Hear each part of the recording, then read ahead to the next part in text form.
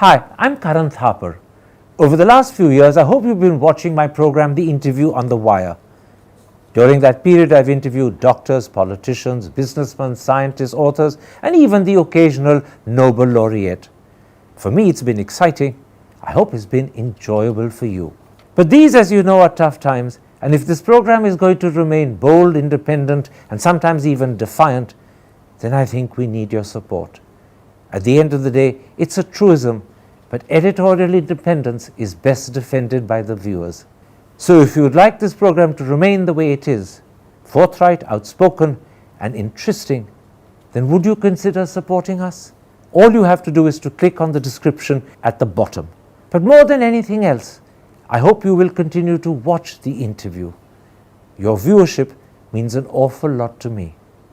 Thank you for your time. Goodbye.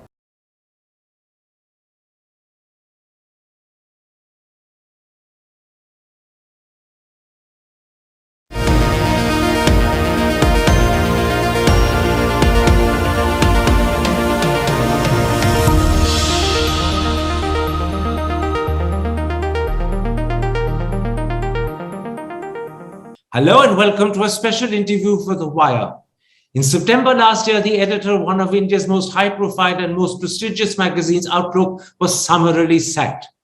Late last month, he published a book on his dreadful experience. Here it is. It's called Editor Missing: The Media in Today's India. Joining me now to talk about that harrowing experience as well as his reflections on the state of the Indian media is Reuben Banerjee. Reuben Banerjee, as I said in that introduction, almost a year ago in September 2021, you were abruptly sacked as editor of Outlook.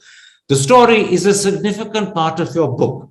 From what I can see, the story comprises two parts. First, there was the issue of Outlook published in May last year with the cover caption claiming the government was missing. This was at the height of the second COVID wave when practically everyone in the country would have agreed with that description. So what possible objections did your proprietors, the Rahejas, have? Well, just a small correction. I was not just the editor, I was the group editor-in-chief.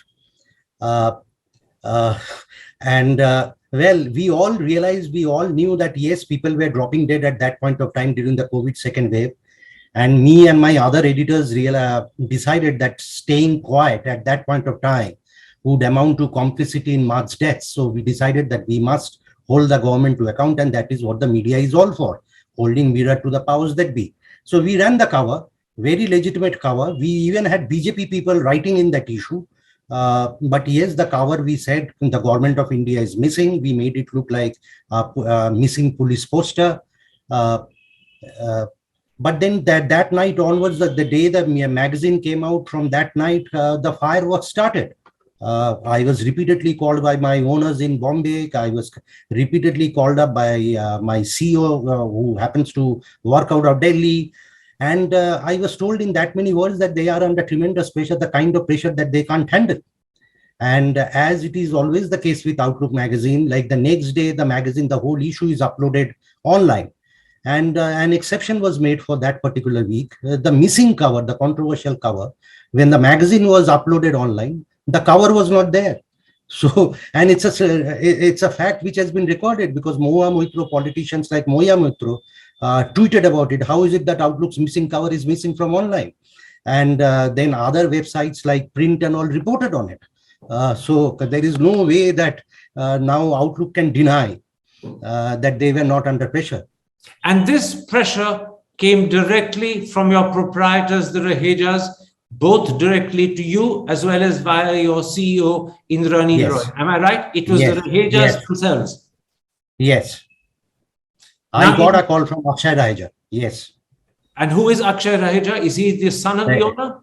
Yes. One of the sons. Now, in May last year, concern that the government was not functioning wasn't in fact unique and exceptional. It was widespread. It was shared by probably everyone in the country at the time.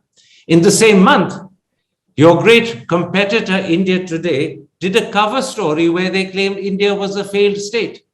So in your case, was it the fact that you had essays by Pratap Bhanu Mehta, by Shashi Tharoor, and an interview with Mahua Moitra that tipped the scales against you? One, this particular cover, for some reason, like it went super viral. So that went against me, the super virality of that cover. And yes, you are right, because I had heard this, I had been told that is to stay away from the likes of Pratap Bhanu Mehta, and who I believe is one of the foremost public intellectuals in the country at the moment. So I think the presence of Pratap Bhanu Mehta and Shashi Tharoor tipped the balance here, maybe perhaps, in Now, hindsight. Now, after the furor over the missing cover died down, within 4 months, you ran into a second problem with your proprietors. This time, they wanted to change the balance in the newsroom away from print towards digital, and you had, understandably, as editor-in-chief, serious reservations about that. In fact, you ended up into a fractious relationship with your CEO, Indranil Roy, and as you write, I was being undercut and undermined. Do you suspect this issue was deliberately raised to provide grounds for your dismissal? If I may just correct again here, like it wasn't primarily because of that digital strategy. I'm all for digital because I have worked 12 years in Al Jazeera digital. So I understand the value of digital online. It was primarily because 2 months after this missing issue, we did another, Stan Swamy died. We did a story on terror laws, a cover story. Then this Pegasus happened, and we did a major story on Pegasus. And at that point of time, we were told that we can't do such kind of stories. Pegasus, no. Terror laws, no. That is where the problem started, because the first, see, I was the editor of Outlook for 3 years, 3 months. First 3 years, fantastic run. The next 3 months, post missing, everything went wrong. Which is why I'm asking the question. Was this issue about changing emphasis away from print towards digital, which you had reservations and concerns about, which is when you said you were being undercut and undermined, was this deliberately raised to provide grounds for your dismissal? That's the impression one gets from your book, but I'm asking you that question up front. Yes, let me clarify. The problem arose because I was being told that you can't do these kind of stories. And Outlook being a topical news magazine, we call ourselves the fully loaded magazine. I insisted on clarity. They could not give clarity. They did not wish to give clarity. And then they deliberately raised other issues to make my stay as uncomfortable as possible. So that was the intention, to make your stay as uncomfortable as possible, in the hope, yes, I presume, that if it became so uncomfortable, you would opt out yourself. Yes, they were hoping that I will quit. I'll resign. Now, the funny thing is, and this is what strikes me as odd, that whilst they were hoping you would opt out and resign, in the middle of this very fractious patch of your relationship, both with the CEO and with the Rahejas, you announced with just 36 hours notice that you were going to take a month's leave. Clearly, that was the wrong time to do so. Looking back, do you think that leave was impetuous and a mistake? Possibly, now that I have the benefit of hindsight, maybe I would have done it differently. But yes, possibly I could. I've thought about it. It's not that I have not thought about it. But then the manner in which I was being undermined, undercut, obviously I was upset at that point of time. And it was, as you say, it was slightly, I got carried away. But then, even on that day, before I went on leave, I gave 36 hours notice saying that from day after tomorrow, I'm going on leave. Even in that email, I have mentioned, I need clarity on what kind of content, what kind of stories we can do. And they just refused to answer that directly, and they kept going around in other circles. So their intention was to push you to the wall and try and ensure that rather than sack you, you would throw in the towel and resign. I can't think of any other reasons, because as I said, I spent 3 years, 3 months in Outlook. And in those 3 years, I have been promoted thrice. So what suddenly changed? And everything changed after the missing cover. So what could have possibly changed? Tell me, what did it feel like to wake up one morning as the editor-in-chief of all the publications of an important publication group, and then during the course of the day find you've been abruptly and summarily sacked? What did that feel like? Well, I've written that in my book, like journalists are said to be paper tigers. I felt like a toothless paper tiger. Toothless because there was nothing you could do. What can I do? A sacked editor is a sacked editor. He doesn't have a platform anymore. And we work at the pleasure of the owners. Which So also underlines the vulnerability of editors. We tend to think of them as very powerful people with enormous strength and a voice that can thunder, but in fact they survive literally at the whim and caprice of their owners. When an owner decides it's time for the editor to go, there's nothing the editor can do. Yes, and they can be very, very brazen about the way they do things to get rid of you. Like nothing stops them. Let's then at this point broaden our discussion and talk about Indian journalism as a whole. How would you describe the state of the media in today's India, which incidentally, as I pointed out, is also the subtitle of your book? Well, I find it very disappointing because I find the Indian media to be absolutely hopelessly polarized and politicized. And I keep saying this, I think most newsrooms, barring a few, have also got politicized. Like people are taking sides. So neutrality, objectivity, these are like journalists like us had grown up with those kind of learnings, right? Like you have to be neutral, you have to be objective, you have to be fair and balanced. All that has taken a massive hit. And this is what we see, like very badly divided. I'll come to the divisiveness, the polarization, the lack of objectivity, the lack of balance in a moment's time, because I think it's a very important subject and you write a great deal about it in your book. But first, let me ask you, because you've been an editor, why are newspapers, why are news channels, why are magazines unable to stand up to pressure?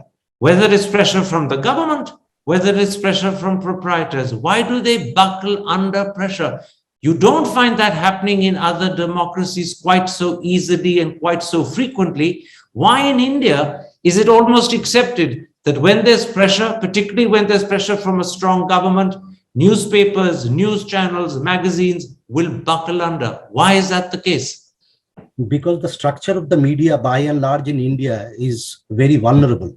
It's essentially businessmen who are into other businesses, like say the Rahejas, Rajan Raheja, like they are owners of Excite Battery, they are very famous realtors, they have other business interests. So they are vulnerable because if as media owners, they take a stand and go against the government, hold the mirror to the government can hit back and be vindictive. So they are vulnerable. Like even say, I can name so many other media organizations here. So it's not the first time this is happening. Pressure on media was happening even pre-2014 before Modi came. But now post-2014, the difference is owners, traditional media owners have less and less appetite to stand up to government. Let me put two other reasons to you why newspapers, news channels, and magazines are vulnerable to pressure. And I'll put them one by one.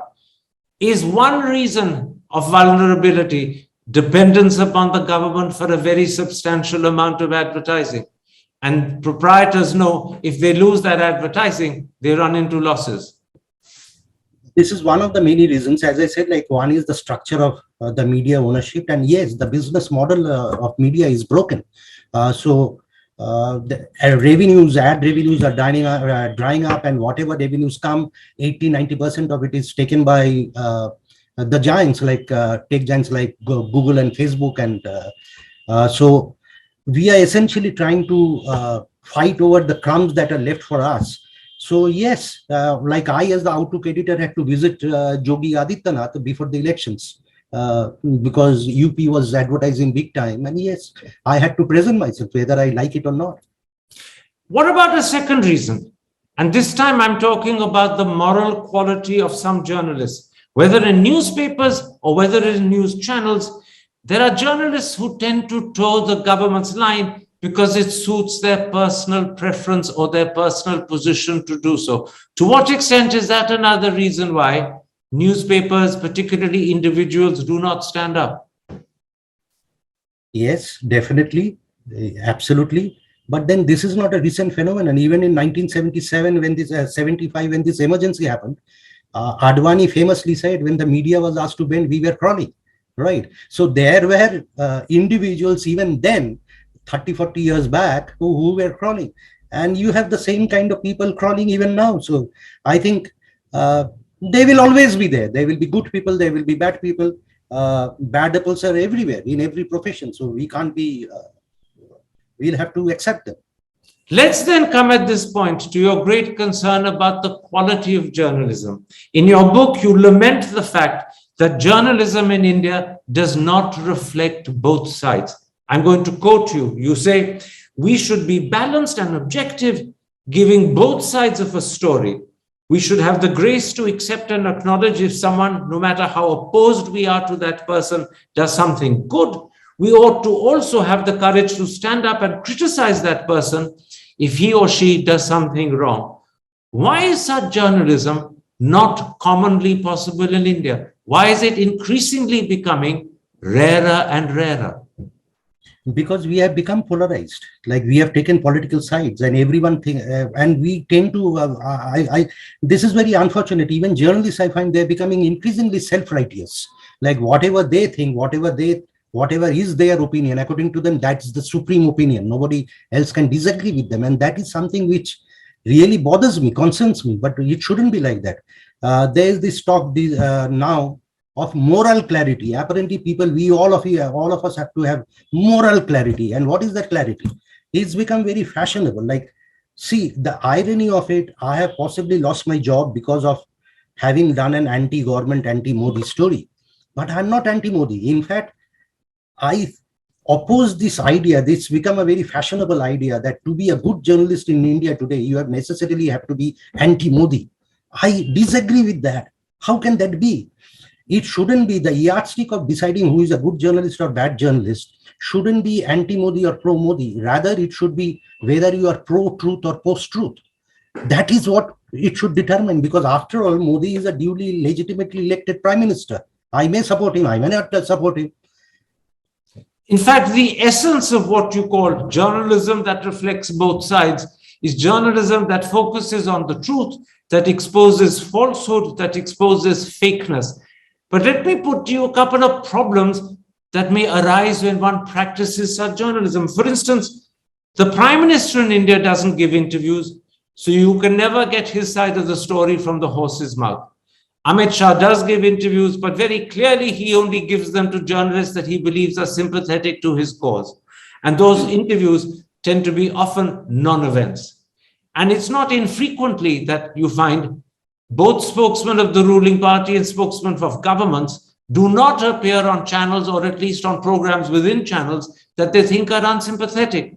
So if the government doesn't cooperate, can you have journalism that reflects both sides? If one side boycotts you deliberately, consciously, and repeatedly, how do you then try and represent both sides? Yeah, life becomes more difficult. I agree, but then we'll have to still keep doing what we believe in, what our convictions are. Like it's objectivity, right? It's fairness, neutrality, and I think we'll still have to keep pursuing what we are meant to do. I don't think there is any other option. Just because Modi doesn't speak to me, it doesn't. I'll become partial. No, I will not. I'm not going to give up my convictions. Let me then put to you a second problem that is connected with the attempt to present journalism that reflects both sides. The problem is when one side is either clearly lying or, in fact, even worse, clearly wrong. How then do you present both sides as if they're equal, and more importantly, as if they're equally valid? For example, when there are calls for the genocide of Muslims, or when there's the lynching of people like Muhammad Akhlaq and Muhammad Afrazul, or when senior politicians, often chief ministers, deliberately issue dog whistles like Abba Jan or 80-20. On those instances, when you're discussing those issues, how do you present both sides? You can't treat them as equal. You have to clearly indicate that one is wrong. My thumb rule has always been carry all opinion as long as they don't incite violence and they are not brazenly abusive. That has generally been my thumb rule, and they have served me well. As for this dog whistling and genocide and all, if it's coming from a very legitimate, recognized a politician or someone very an official who is kind of there, I'll call his bluff. I'll give him space and then call his bluff. Like even with this missing issue of ours, we gave space to BJP functionaries. Like they wrote articles, but nothing stops me from taking an editorial stand. Like I inform. In fact, I think all sides journalism serves the readers better because I'm giving him all sides of the story and then telling him, well, you have all sides, but this is what I feel. So you make up your mind. So I have not cheated him. But Mr. Banerjee, isn't this where the problem compounds itself? If you're discussing calls for Muslim genocide as happened in December last year at a Dharm Sansad in Hardwar, and if the people who made those calls are not willing to come and appear and defend themselves, what do? How do you balance the program as you'd like to do it? How do you present both sides? And secondly, when you're talking about the moral equivalence of the two sides you're presenting, how can you claim that someone who's calling for genocide is morally equivalent to someone who says genocide is horrific? No, I'm not. In fact, to begin with, when I told you, like there are two, my red lines have been like no incitement to violence and not brazenly abusive. Like if someone is inciting violence, of course, I don't give him that kind of coverage. I'll make an exception. And that is what I said. That was how I started. So when it's moral genocide, Muslim genocide, that's when you draw a line. If it's genocide, yes. If it's violence, yes. Like we are not fools. If someone is calling for murder, obviously you are not going to give him that same, there is no equivalence there. Now, in fact, you did a pretty amazing thing, which in a sense underlines and exemplifies your philosophy when you were editor of Outlook. There was a young colleague who criticized an essay you carried because he believed you shouldn't have touched that essay with a long barge pole. And you permitted him to write an alternate essay of his own, criticizing you and rebutting the essay you carried. The young man was Saleh Ahmed, and this is what he wrote. When I flagged the fallacy, you said, it's so-and-so's opinion. A lie is not an opinion. We can't wash our hands off it by saying that it's another person's opinion. By publishing it, we gave it legitimacy, we normalized it, amplified it. Would you accept today that in some very real senses, Saleh was right? When you publish a lie, even though you believe you're balancing opinions and you're being fair and you're giving equal space and equal time to both sides, but you're also giving that lie amplification. You're also giving it a certain legitimacy because it appears in the pages of Outlook. No. Who decides what is a lie? This opinion piece in question did not call for violence or it wasn't abusive. But yes, the truthfulness of that piece was very, very dodgy. I agree. What we did, we had both sides of the story. We had two articles and we published both. And in our editorial, we said, well, this opinion, what Saleh is taking objection to, didn't really make sense. We all agreed. But that doesn't mean that because today, if I don't agree with you, I shut you up. And then you don't agree with me, you shut me out. So it's censorship. So can I try and understand your position? You're saying, even though the truthfulness of the essay you carried was dodgy, and those were your precise words, you countered it with an opinion from the other side, and your assumption was, let the audience decide for themselves. The counter to the dodginess is available. They can now decide whether they want to accept a dodgy opinion or whether they want to accept the rebuttal. Absolutely. And because, see, for me, as I'll keep re-emphasizing this, as long as these opinions are not abusive or open incitement to violence, I'm fine with all opinion, because otherwise who decides what is true and what is a lie? Then let me put this to you. Balance, moderation, and the journalistic quest for truth is possible in countries where you have a high level of education, a low level of religiosity, and a commitment to debate and discussion rather than a belief that might is right. But are journalists in India mistaken in believing such conditions exist in our country? Do we have that level of education? Do we have that low level, even that skepticism of religiosity? Because without that, we can get worked up very easily on very little grounds and come to extreme conclusions, and the balance and moderation you seek falls clearly through the cracks. That is why I think we need to be working much more harder, like people like us, like people who believe in balance and moderation. Yes, because the voice of moderation has gone missing from the prevailing narrative. So it's, as you rightly said, like, yes, the situation is definitely not conducive. The odds are against us.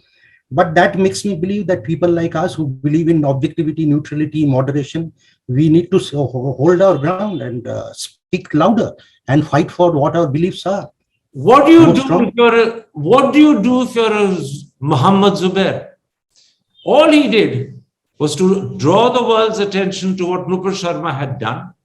He was accused of trying to whip up opinion and create enmity between people. The meme that was then alluded to him turns out, in fact, to be a shot from a film made in 1983 and cleared by the censors. Clearly, he's being targeted. Clearly, he's being not prosecuted. I'm deliberately using the word persecuted. Doesn't this mean that the attempt that you're suggesting at moderation falls because the authorities themselves don't respect moderation? Absolutely. It's very unjust. Whatever that's happening with Zubair is unjust and ridiculous. And I'm saying, like, this is not the perfect world. It's the odds are stacked against us. Yes, the government has been very, very impatient with criticism, any form of criticism. That makes our job more difficult, lives more difficult. Yes, but that doesn't mean that we run away, right?